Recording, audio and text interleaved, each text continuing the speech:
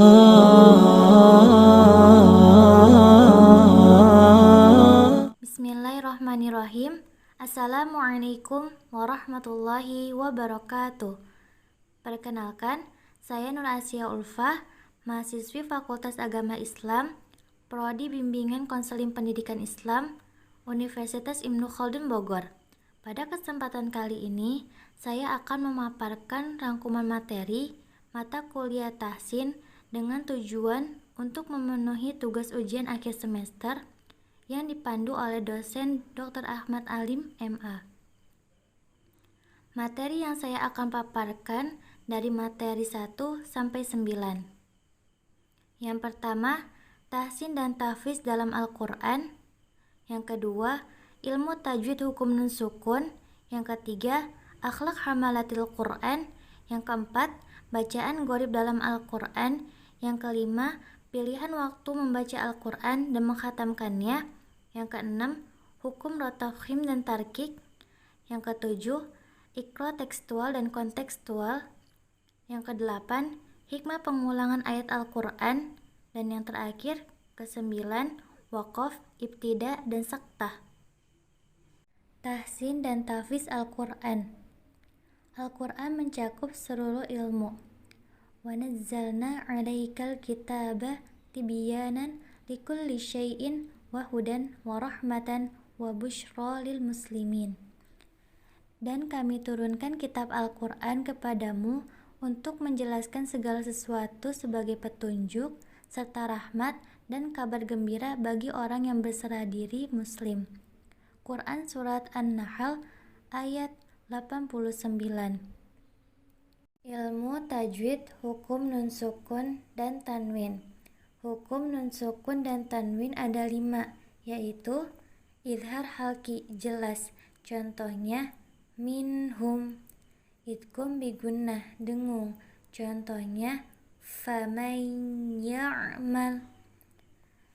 Idgham bila gunnah tidak dengung, contohnya mir rabbihim. Iqlab menukar atau merubah, contohnya mim ba'di ma. Ikhfa samar, contohnya min qabli. Akhlak hamalatil Quran. Memperindah suara ketika membaca Al-Quran diniatkan karena Allah, hukumnya sunnah, tetapi jangan sampai berlebihan. Salah satu adab ketika membaca Al-Quran adalah dengan memperindah suara agar ketika membaca Al-Quran tampak indah. Allah Subhanahu wa Ta'ala menyukai orang-orang yang membaguskan suaranya ketika membaca Al-Quran. Tidaklah Allah mendengarkan sesuatu sebagaimana Dia mendengarkan nabinya membaguskan bacaan Al-Quran dan mengeraskan suaranya. Hadis riwayat Bukhari dan Muslim. Bacaan gharib dalam Al-Quran.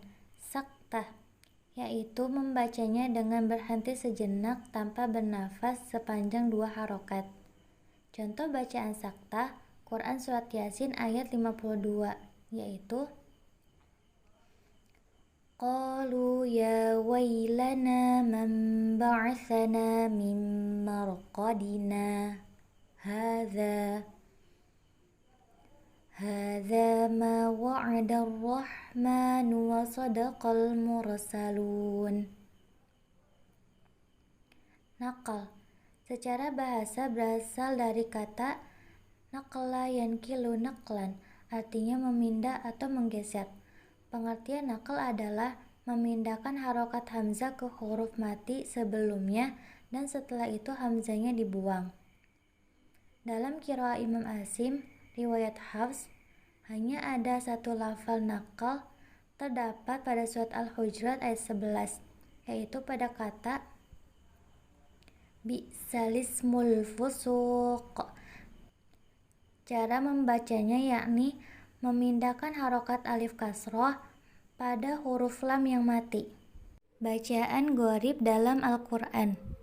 Imalah secara bahasa berasal dari kata amala yamilu imalatan. Secara istilah, imala adalah mencondongkan bacaan harokat fathah pada harokat kasroh sekitar 2/3-nya. Menurut Imam Hafs, bacaan imalah dalam Al-Quran hanya ada satu, yaitu surat Hud ayat 41. Pada pertengahan ayat tersebut terdapat lafal majroha yang dibaca imalah menjadi majreha. Wa qala irkabu fiha bismillahi majreha wa mursaha inna rabbi laghafurur rahim. Ibdal artinya mengganti. Surat Al-Ahqaf ayat 4. Ketika diwasal disambung am lahum syirkun fis samawati tuni bi kitabim min qabli hadza. Ketika diwaqaf hamzanya diganti dengan ya. Am lahum syirkun fis samawat ituni bi kitabim min qabli hadza. Bacaan gharib dalam Al-Quran. Ishmam secara bahasa artinya menggabungkan, memadukan, dan mencampurkan. Sedangkan secara istilah, ishmam adalah mencampurkan dhammah pada sukun dengan memoncongkan bibir. Menurut Imam Hafs, di dalam Al-Quran hanya ada satu lafal ishmam, yakni la ta'manna. Terdapat dalam surat Yusuf ayat 11. Tashil secara bahasa artinya lunak. Pengertian tahsil adalah membaca antara hamzah dan alif. Hamzah pertama dibaca tahqiq jelas dan pendek, sedangkan hamzah kedua dibaca tashil. Dalam qiraah Imam Asim, riwayat Hafs, hanya ada satu bacaan tahsil, yaitu pada surat Fussilat ayat 44, yaitu lafal a'jamiyun wa arabiyyun. Pilihan waktu membaca Al-Quran dan mengkhatamkannya. Menurut Imam Nawawi, waktu-waktu yang paling utama membaca Al-Quran yaitu waktu sholat, khususnya sholat malam, waktu malam, separuh malam terakhir, waktu fajar, waktu siang setelah subuh.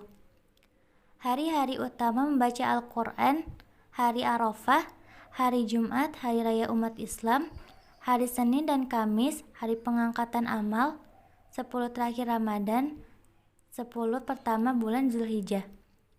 Bulan yang paling utama membaca Al-Quran, bulan Ramadan. Hukum ra tafkhim. Ra tafkhim dibaca tebal, ra dibaca tafkhim atau tebal dalam keadaan berikut. Ra berharokat fathah dan dhammah. Ra diwaqafkan sebelumnya huruf yang berharokat fathah atau dhammah. Ra sukun sebelumnya huruf yang berbaris fathah atau dhammah. Ra sukun karena waqaf sebelumnya terdapat alif atau waw yang mati. Ra terletak sesudah hamzah wasal. Contohnya Ar-Rasul, Irhamna, Turja'un. Hukum ra tarqiq. Ra tarqiq dibaca tipis. Ra dibaca tarqiq atau tipis dalam keadaan berikut. Ra berharokat kasroh, ra sukun sebelumnya huruf berharokat kasroh dan sesudahnya huruf isti'la. Ra sukun karena waqaf, sebelumnya huruf-huruf berharokat kasroh atau ya sukun. Ra sukun karena waqaf, sebelumnya bukan huruf-huruf isti'la dan sebelumnya di dalamnya didahului oleh huruf yang berbaris kasroh. Huruf isti'la ialah melafalkan huruf yang mengangkat pangkal lidah ke langit-langit yang mengakibatkan hurufnya besar. Qaf, Shad, Dod, To, Zo, Ghain, Kha. Contohnya Fir'aun, Fasbir sabran. Hukum ra tafkhim dan tarqiq. Ra boleh dibaca tafkhim dan tarqiq. Ra sukun sebelumnya harokat kasroh dan sesudahnya huruf isti'la berharokat kasroh atau kasrotain. Ra sukun karena waqaf sebelumnya huruf isti'la berbaris mati yang diawali dengan huruf yang berharokat kasroh. Contohnya dibaca tafhim bihir sin, dibaca tarkik bihir sin. Iqra tekstual dan kontekstual. Iqra tekstual maksudnya kita membaca Al-Quran sesuai dengan makharijul huruf dan juga hukum-hukumnya dari tinjauan ilmu tajwid. Sedangkan Iqra kontekstual maksudnya apa yang kita baca tidak hanya dari sisi lafaznya, kandungan lafaznya, namun kita aplikasikan dalam kehidupan. Hikmah pengulangan ayat dalam Al-Quran. Pengulangan dalam Al-Quran, baik itu secara redaksi atau masalah, bertujuan agar manusia lebih mampu meresapi kandungan maknanya. Seperti dalam surat Al-Fatihah, pada ayat pertama berbunyi, Bismillahirrahmanirrahim. Dengan nama Allah yang Maha Pengasih, Maha Penyayang. Waqaf, ibtida, dan saktah. Waqaf artinya berhenti di suatu kata ketika membaca Al-Quran, baik di akhir ayat maupun di tengah ayat, dan disertai pengambilan nafas. Waqaf terbagi menjadi dua, yaitu waqaf ittirari sifatnya terpaksa dan waqaf ikhtiar sifatnya pilihan. Waqaf ikhtiar terbagi menjadi dua sifat. Waqaf bersifat jaiz boleh ada tiga, yaitu waqaf tam, waqaf kafi, dan waqaf hasan.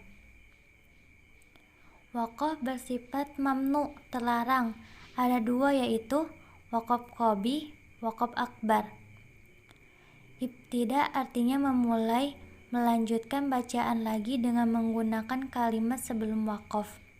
Sakta yaitu membacanya dengan berhenti sejenak tanpa bernafas sepanjang 2 harokat.